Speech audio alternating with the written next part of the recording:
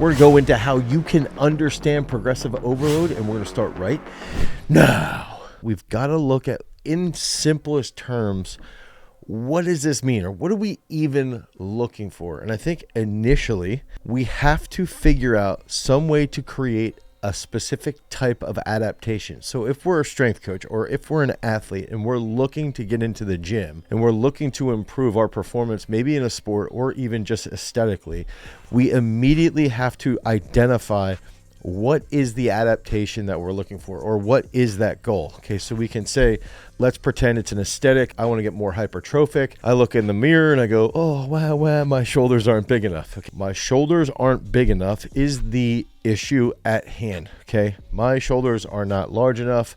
Therefore, I need to do something to lead to more gains in my shoulders. Increasing contractile tissue in my shoulders will make me feel better about my life. And that's something, a very simple way to identify. This means the adaptation from training will lead to this result. If we're looking at some type of adaptation, let's say for a sport, I run too slow. My friend's faster than me in gym class. He talks a lot of trash. I need to get faster. Okay, so we can look at it as likely we need to increase contractile tissue, but more so we need to look at some type of neural adaptation. Now, I need to get faster so I can beat my friend is identifying, the goal. It's identifying the problem that's in the way. We're too slow. And then we have to work backwards from those areas, from those problems, to identify the adaptation, to now look at what type of training are we looking at, and how does this factor into progressive overload. We're looking at some type of change theoretically or potentially in training. Okay, so we're looking at some type of improvement. So if we're already training and we know that our shoulders are smaller, the first thing that we can do is demand some type of change in our training to then elicit that adaptation. Okay, and so the first thing that I like to do is initially I might look at, let's say, an exercise. We're looking at our programming for progressive overload, and we're saying, well, we don't have a shoulder exercise in our program to increase our shoulder size. Okay, so let's increase incline bench. Okay, well, we don't have any hypertrophy work inside of our programming to increase, to lead to a really, really large amount of contractile tissue. Let's do high rep dumbbell military press. Okay, so we're looking at changing a specific exercise.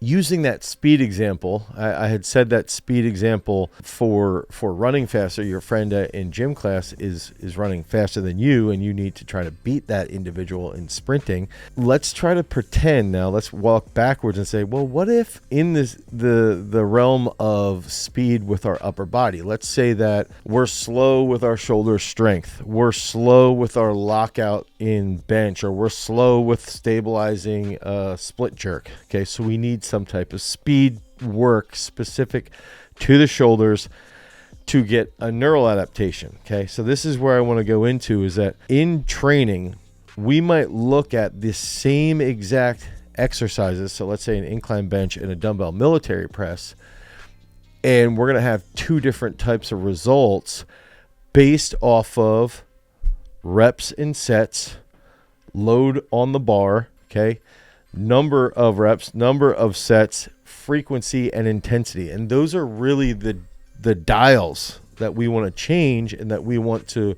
work through. So let's say that again.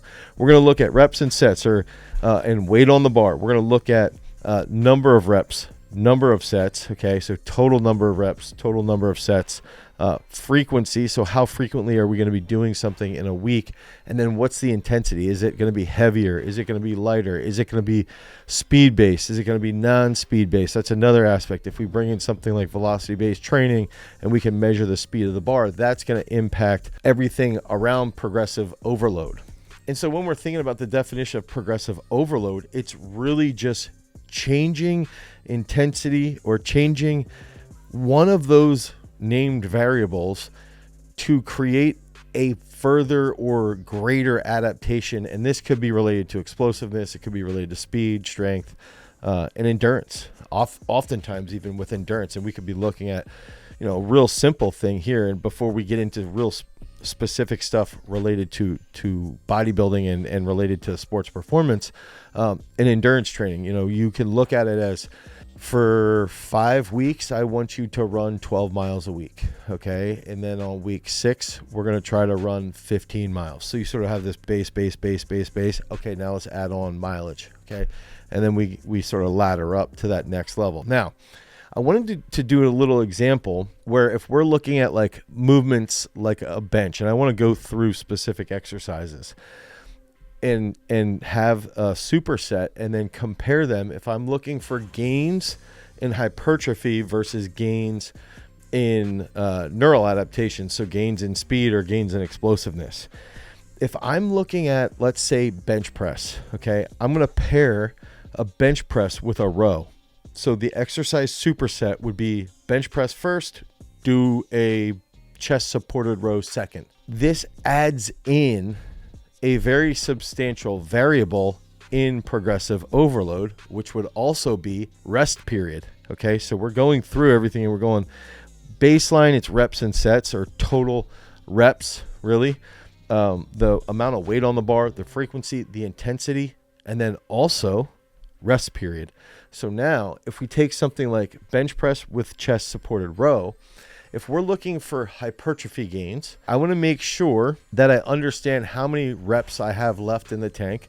I want to understand that in most cases, if I don't fail, okay, if I'm, leaving 1 to 3 reps in the tank, each subsequent set, I will get more work done. And then each subsequent set that I can get more work done, if I have reps equated, I'm going to get bigger for a hypertrophic gains, for hypertrophic adaptation. Okay, so if we're looking at bench and rows in this case, let's say I do 7 sets of 7 on bench press, okay, and I do 7 sets of 7 on chest supported rows. So we're looking at 49 reps each.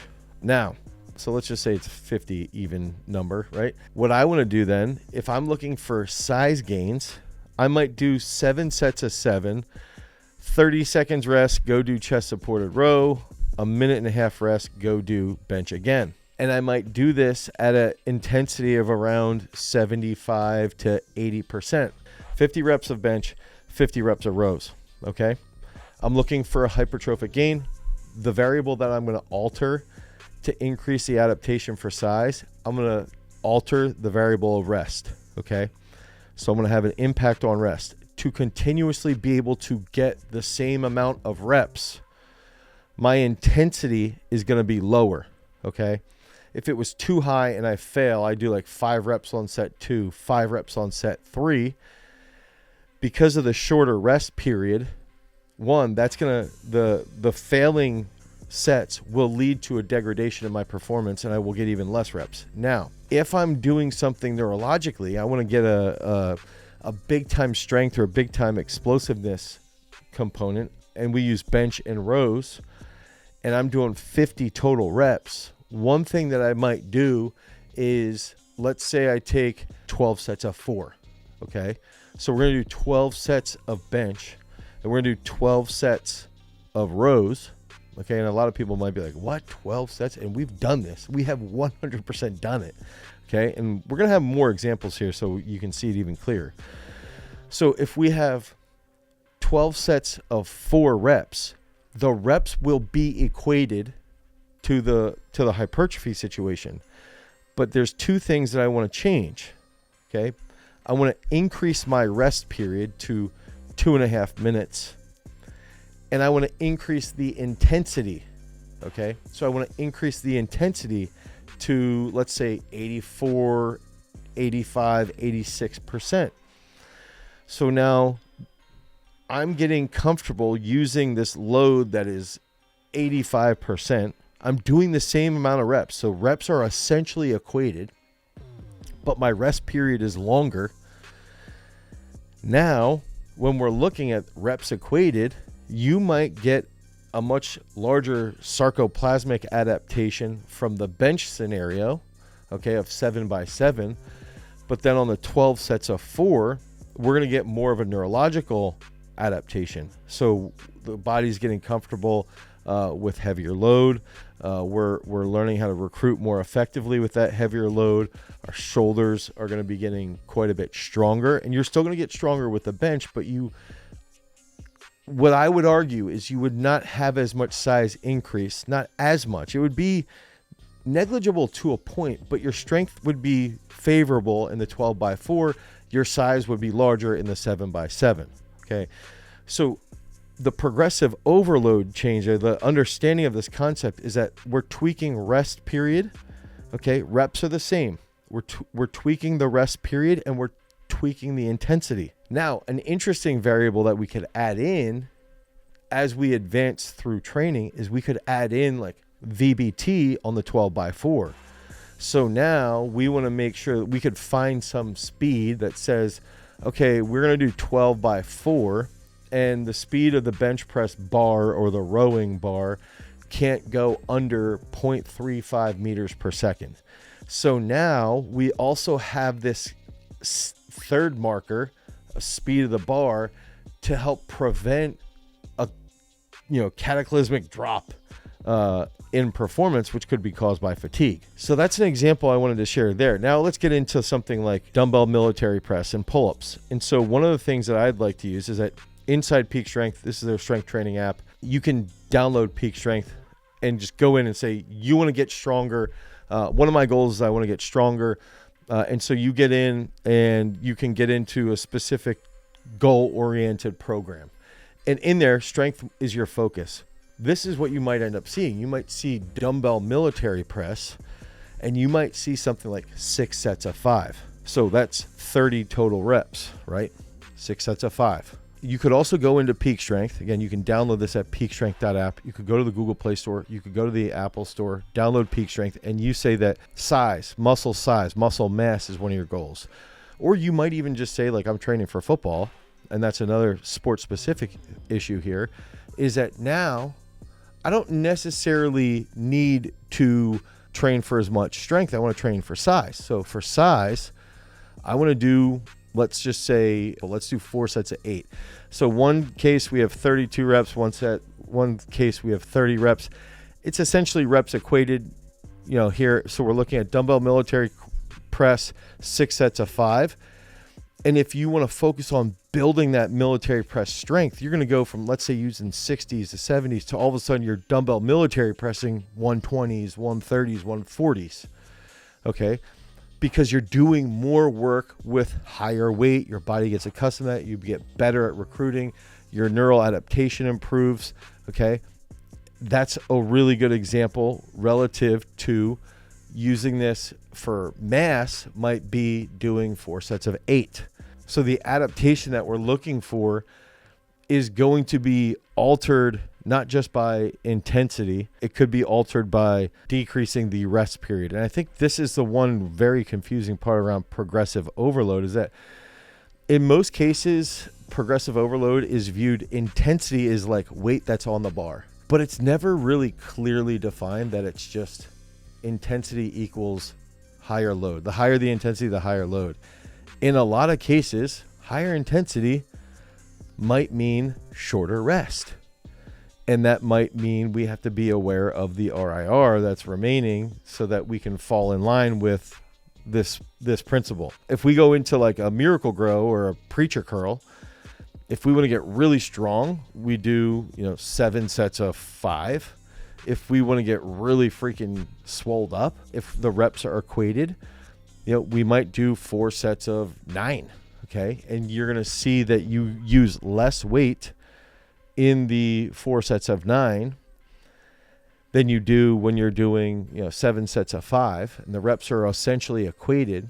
But the 7 sets of 5, you get a lot stronger. The 4 sets of 9, you do get stronger, but you get way more of a pump. We get way bigger as well. You get more sarcoplasmic hypertrophy. And so in essence, what I see as progressive overload is that then we're looking at, we would be working towards this adaptation for more contractile muscle tissue, contractile tissue in general, through essentially pushing closer to failure in the hypertrophy realm via slightly less weight, a fairly large amount of shorter rest periods, and that's what's going to increase the intensity. Whereas for strength movements, we're going to be focusing on more load, so the weight of the dumbbell or of the bar is going to be higher. The rest period will in turn be longer, but if reps are equated, the progressive overload alteration is going to be more around rest period. The other factor that I want to come up with here is that when we're looking at progressive overload, I believe if we're looking at more size adaptations, we're going to use a little bit more single joint movements. Okay, if we're looking at more strength, more global neurological power output based aspects, we're going to look at compound movements. And so I think the biggest thing that when we're thinking through progressive overload, first we have to have a basic understanding of like how many reps are left in the tank when we're doing specific lifts, which ironically inside of peak strength, we have a bar that you can use and just teach the tool like, hey, this was hard, this was easy, this is how many reps essentially are left in the tank.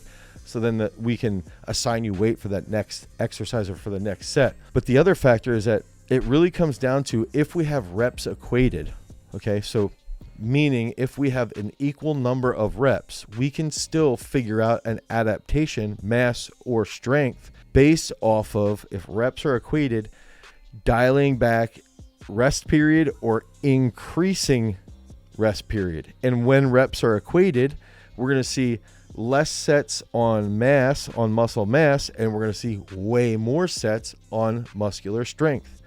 Okay, so if you look at a bodybuilding program, if they do reps equated, let's say week over week, they sort of add a set, they add a set, they add a set. The only aspect that they're changing in progressive overload is like week 1, week 2 might be 4 sets of something.